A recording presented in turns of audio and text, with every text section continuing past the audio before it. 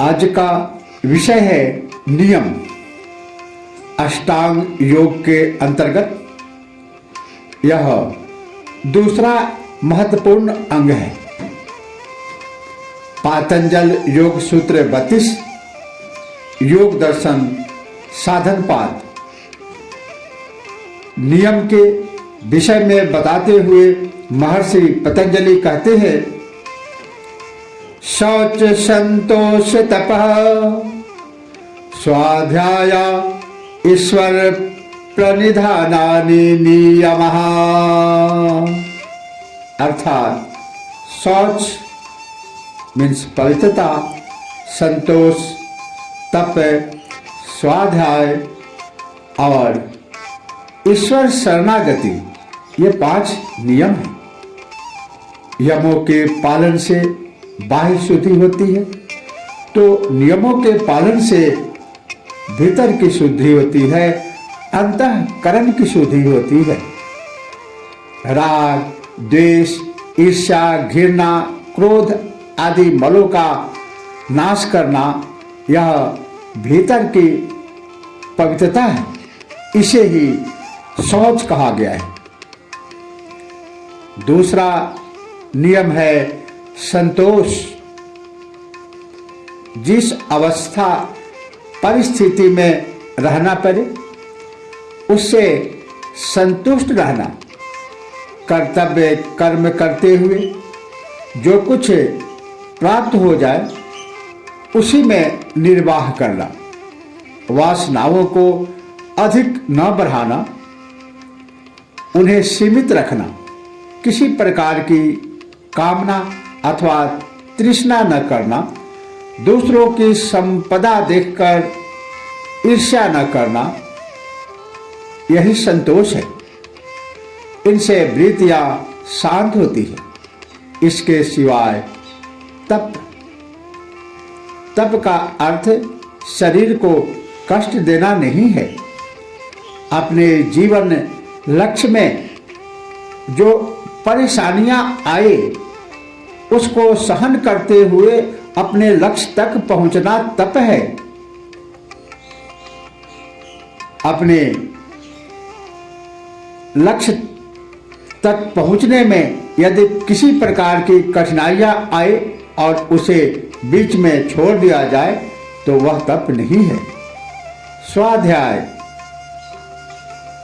स्वाध्यायाम मात्रद।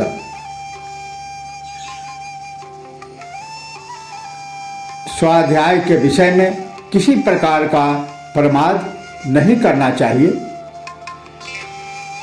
हम अपने लक्ष्य की ओर बढ़ रहे हैं, क्या उसमें जितना हमें कोशिश करना चाहिए किया जा रहा है?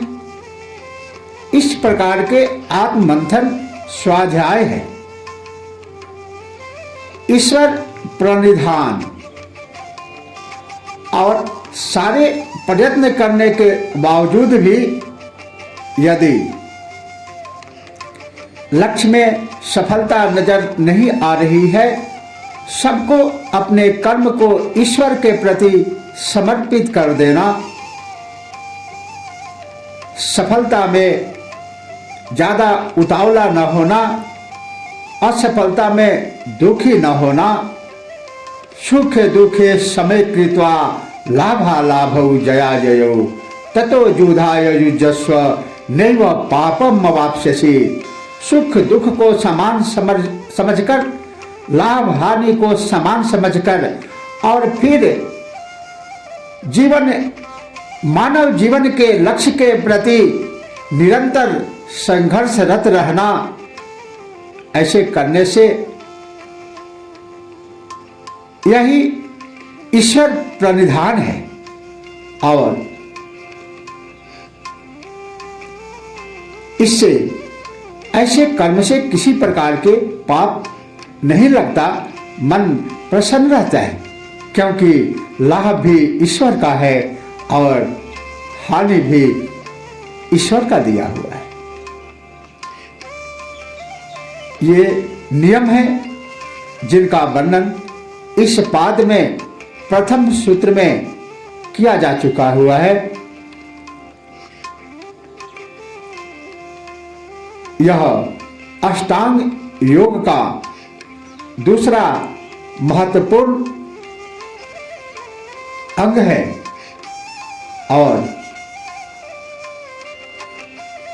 इसके विषय में इसीलिए महर्षि पतंजलि ने कहा, शौच संतोष तप स्वाध्याय ईश्वर प्रणिधान आदि नियम।